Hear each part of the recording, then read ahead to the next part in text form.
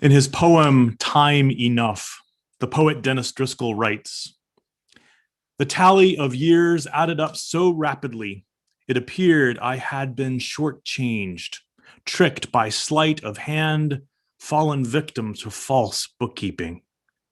Yet when I checked my records, each and every year had been accounted for down to the last day and could be audited against old diary entries, client briefings, dental checkups, parent-teacher meetings, wedding anniversaries, and verified with credit card statements, multi-trip insurance, antibiotics, concert bookings, and mobile phone fees. And although nagging doubts remained, an inkling that I had been ripped off in some way, given short shrift, made to live at an accelerated pace, rushed through my routines with unseemly haste. Nothing could be proved, no hard and fast statistics adduced. I had, it seems, unknown to me, been living my life to the full." Now, I know that many of us have been reviewing our accounts over these past 12 months, running the numbers, doing the math, double checking the ledger for errors, trying to figure out just how our sense of time could be so very much out of balance. If I were to take an instant poll right now, asking you whether the past year has dragged or sped by, I suspect most of you would answer yes. Not an indication of this or that, but both and. That some stretches of time moved like frozen molasses, while others simply seemed to evaporate into thin air. It's all been disorienting and likely left us feeling a bit discombobulated when it comes to our relationship with time. As I mentioned in First Light this week, I haven't worn a watch in over a year now. There really hasn't been a need, as there are clocks in most every room of our home. And so for me, at least, it's not actually been a matter of knowing or not knowing what time it is. It's been more a matter of how the experience of time unfolds across a day, a week, or a month. People have joked this year about every day of the week being Blur's Day, and there's something certainly to that. This past year has been both a time out of time and a period of life when we've been likely more acutely aware of time's passage than at any other point in our days. While we are still very much living through a defining moment in our world, the day-to-day experience of it has been different for each of us. While some have felt boredom and restlessness at being stuck at home, others have faced the dangers of frontline life as essential workers. While some of us have had to juggle the chaos of work and homeschooling all around the same kitchen table, others have tried to simply endure the tedium punctuated by the relentless tick-tock of the clock, all while feeling that a precious year of life has slipped like sands through the hourglass.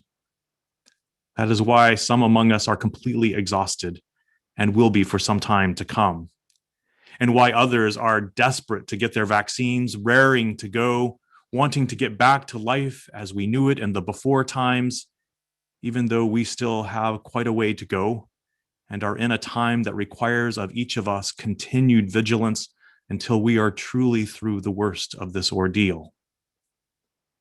There will, though, come a day when we are together again, when our pandemic bubbles are finally intentionally burst and we see family and friends and our long-lost acquaintances.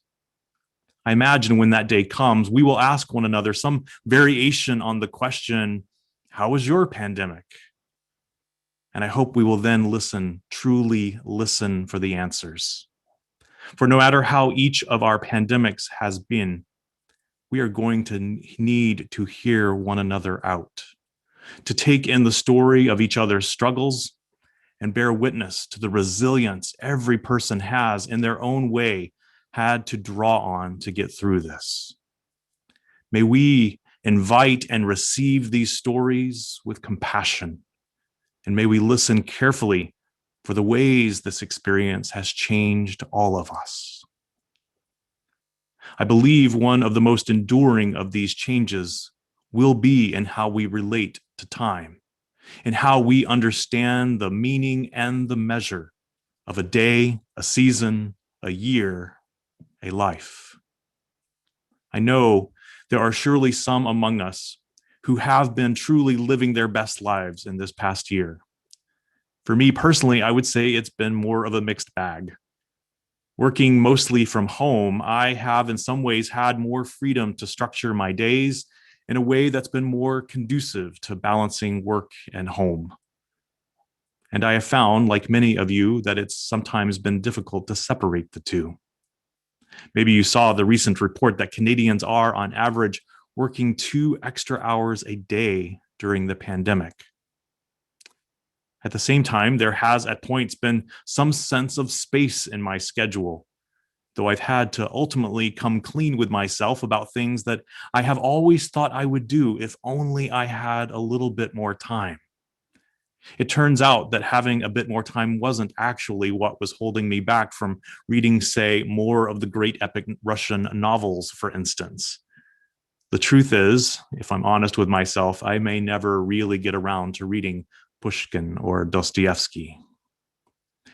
Maybe you've seen the meme going around this year that claims Sir Isaac Newton, who worked from home when the University of Cambridge was closed during the bubonic plague, put forward his theories of calculus during that time. The meme then asks, do you have any idea how bored you must be to invent calculus? We all have different ways of coping. And I want you to hear me say that whatever you have had to do to get through this year is okay. If you have been beating yourself up because you've not baked enough bread or developed six-pack abs or written the next great Canadian novel or not even invented a whole new branch of mathematics, I want, as your minister, to lovingly say, stop. What I do hope for you in this time is that you are finding ways to live into your days, ways that sustain you and help you come alive, to find whatever helps you to feel connected to your own life and to life in the broadest sense. One of the most meaningful ways I've done this for myself has been taking up the cello, which is something I've always wanted to do. I am truly awful at it, but that does not matter. What matters is the deep vibration of the strings resonating against my chest and just giving myself over to something that absorbs me without numbing me. Happily, to Bob's relief, I've made a wee bit of progress, meaning I can now play some scales and a few nursery rhymes without it sounding like there is a distressed cat with a lawnmower tearing apart the house. It is my imperfect offering, and it is giving me life. Playing, if I dare call it that, helps me to attend to my own mental health. It is a central spiritual practice for me these days.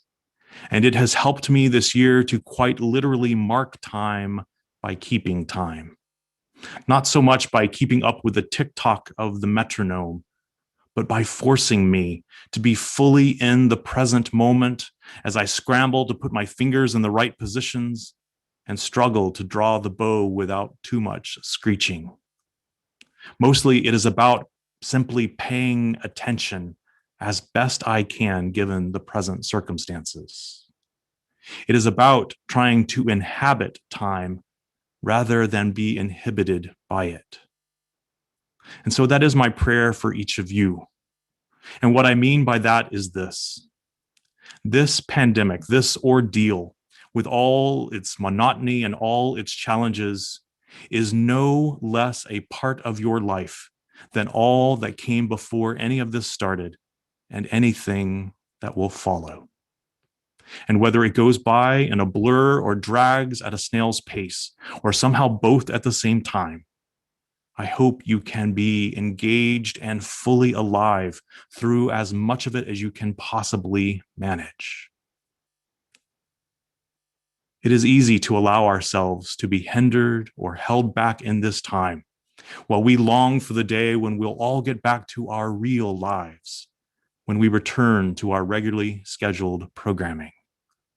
But dearly beloved, there is no such thing.